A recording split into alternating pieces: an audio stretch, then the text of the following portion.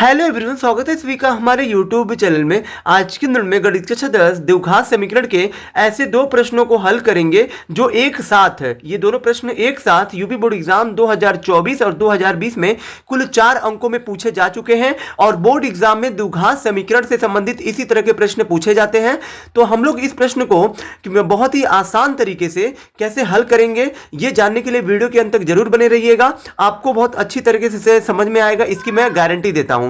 तो जैसे कि हमारा पहला प्रश्न दिया गया है, यदि द्विघात समीकरण 2x² प्लस kx प्लस 3 बराबर 0 के दोनों मूल वास्तविक और बराबर हैं तो k का मान ज्ञात कीजिए।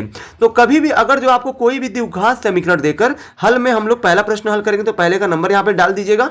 उसके बाद देखिए यहां पे दिया है, अगर जो किसी भी द्विघात समीकरण को दे दिया जाए, जैसे कि हमारा द्विघात समीकरण क्या दिया गया, 2x प्लस kx और प्लस 3 बराबर 0, और यहाँ पे इस तरह से समीकरण देकर कहा जाए कि दोनों इसके मतलब इस जो है द्विघात समीकरण के दोनों मूल, क्योंकि द्विघात समीकरण के सिर्फ दो ही मूल होते हैं, कह रहा है कि दोनों मूल क्या है, वास्तविक और बराबर हैं। तो जब मूल जब वास्तविक और जो बराबर की बात करें और जो यहाँ पे आपको k का मान पूछ ले, p का मान पूछ ले, q का मान पूछ ले, मतलब किसी भी जो है यहाँ पे नियतांक का मान, अचर का मान पूछ ले, तो इस कंडीशन में आपको क्या करना है, दिए गए द्विघात समीकरण की तुलना करनी है। किससे करनी है, ax² प्लस bx और प्लस c बराबर 0 से करना है। इससे तुलना करने से क्या होगा कि ये x² से x² कटेगा, मतलब इसका तुलना आप इससे आप कर सकते हो। तो ये x² से x² कटेगा, यहाँ पे बचेगा a, तो a का मान यहाँ पे कितना बचा, 2, तो 2 लिखिए। फिर यहाँ पे x से x कटेगा, यहाँ पे क्या बचा b का मान क्या है, यहाँ पे k है तो k लिखिए।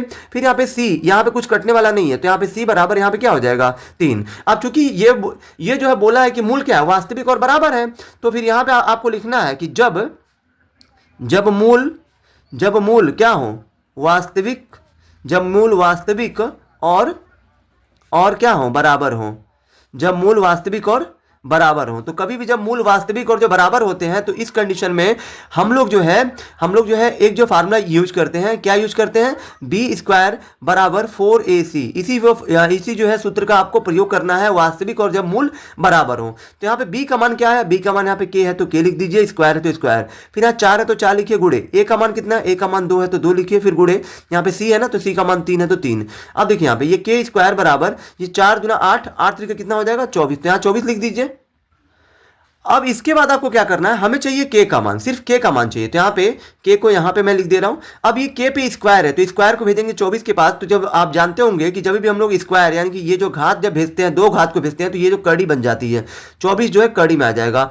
और 24 का वर्गमूल अगर आप ज्ञात करोगे तो 24 का आपको गुणनखंड करना पड़ेगा, क्योंकि गुणनखंड का आप जो नियम जानते ही हैं, सॉरी वर्गमूल ज्ञात करने का, कि वर्गमूल में जो भी संख्या होती है उसका हम लोग पहले गुणनखंड करते हैं। तो 24 का अगर आप गुणनखंड करोगे तो आप 2 का तो फिर इसका जो है 2 गुणे ये जो है 3 आपका बनेगा, 2 गुणे 2 3 बनेगा, ठीक है। अब वर्गमूल में 2 का जोड़ा बनता है तो इसका खाली जोड़ा बन रहा है तो ये जो 1 2 बाहर आ जाएगा, और जिसका जोड़ा नहीं बन रहा है उनका फिर से आपको गुणा करके अंदर ही लिख देना है। तो 2 3 कितना हो जाएगा 6। और जब वर्गमूल से जब कोई भी संख्या बाहर आती है तो उसका जो चिन्ह 2 होता है, यानी कि जो उसका जो मान होता है वो जो 2 चिन्ह में होता है, प्लस और माइनस दोनों में होता है। यानी कि यहाँ पे आपको k का मान पूछा था, ये तो k बराबर k हो गया, बराबर में हमारा क्या आ रहा है, k बराबर आ रहा है प्लस माइनस 2 कड़ी में 6। ये आपका पहले का उत्तर हुआ। अब दूसरा हमारा प्रश्न क्या बोला है, तो यहाँ देखिए दूसरा आपसे प्रश्न में बोला है, द्विघात समीकरण 2x² माइनस 5x प्लस 3 बराबर 0 को हल करिए, ठीक है। इसे हमें हल करना है, यानी कि 2x² माइनस 5x प्लस 3 बराबर 0।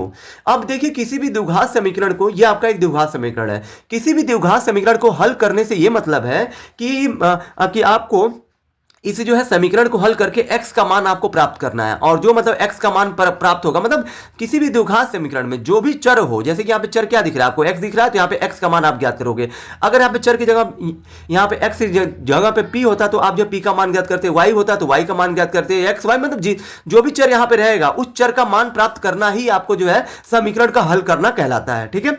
तो फिर यहाँ पे हम लोग जो द्विघात समीकरण को कैसे हल करते हैं, हम लोग क्या करते हैं, जो मतलब 3 पद होता है इसमें 1 2 3, तीसरे पद का गुणा पहले वाले पद के गुणांक में, यानी कि 2x² का गुणांक क्या है 2 है तो 2 में, 3 का गुणा 2 में करिए कितना हो जाएगा 6। अब जो है इस 6 का आपको जो है ऐसा 2 गुणनखंड करना है जिनको जोड़ने या घटाने पर मध्य पद यानी कि 5 प्राप्त हो जाए। तो 6 का ऐसा 2 गुणनखंड कौन है, वो 2 और 3 है, क्योंकि 2 और 3 क्योंकि 2 और 3 को आप जोड़ोगे तो आपको जो 5 मिल जाएगा, और जो इन्हीं दोनों का गुणा करने पर ये जो आना भी चाहिए, मतलब जिनको भी आप जोड़ोगे घटाओगे, मतलब जिनको भी आप जोड़ घटाकर मध्य पद प्राप्त करोगे उन्हीं का गुणा करने पर ये फिर प्राप्त होना चाहिए जिसका आपने गुणनखंड किया है। तो हमने 6 का गुणनखंड किया है 2 और 3 में, तो 2 और 3 का गुणा करने पर भी 6 आना चाहिए। तो यहाँ पे 2 3 6 भी आ रहा है और ये 2 3 5 भी आ रहा है, यानी कि इस तरीके से द्विघात समीकरण का गुणनखंड किया जाता है। ठीक है, तो ये आपका 2x² हो गया। यहाँ पे माइनस है तो माइनस लिखिए। अब ये 5 लाने के लिए आपने क्या किया, 2 और 3 में तोड़ा है, तो यहाँ पे 2 और ये हो जाएगा 3। अब 2 और 3 को क्या जोड़ने पे मतलब क्या करने पे 2 और 3 को क्या करने पे 5 आएगा, तो जोड़ने पे आएगा। जोड़ने पे लिखिए 5 के साथ x है तो इन दोनों के साथ भी क्या लिखिए, x लिखिए, और यहाँ पे +3 है तो 3 और बराबर में 0 है तो 0। ठीक है, अब यहाँ पे आप क्या करिए, ये आपका 2x²। अब ये कोष्टक को आपको हटाना है, यहाँ पे कुछ नहीं तो प्लस है, माइनस प्लस क्या हो जाएगा -2x, और ये माइनस प्लस क्या हो जाएगा -3x, और प्लस बाहर 3 है तो 3।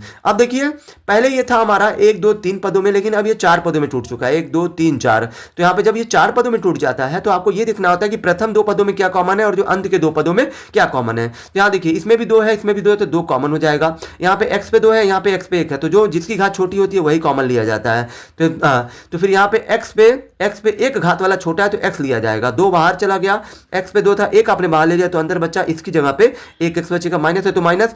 ये 2x आपने जो पूरा कॉमन लिया तो इसकी जगह पे कुछ नहीं बचेगा तो 1 बचेगा, माइनस है तो माइनस। इन दोनों में क्या कॉमन है, 3 यहाँ पे भी है, 3 यहाँ पे, 3 कॉमन हो गया। यहाँ x है, यहाँ x नहीं है, तो x आपको कॉमन नहीं लेना क्योंकि x सिर्फ यहाँ है, यहाँ नहीं है, यानी कि 3 कॉमन है तो 3 मतलब 3 लीजिए। अब ये 3 आपने बाहर ले लिया, अंदर क्या बचेगा x। अब ये माइनस से प्लस में भाग दीजिए, माइनस बार में, 3 से 3 में भाग दीजिए एक बार में, और बराबर में 0 है तो 0।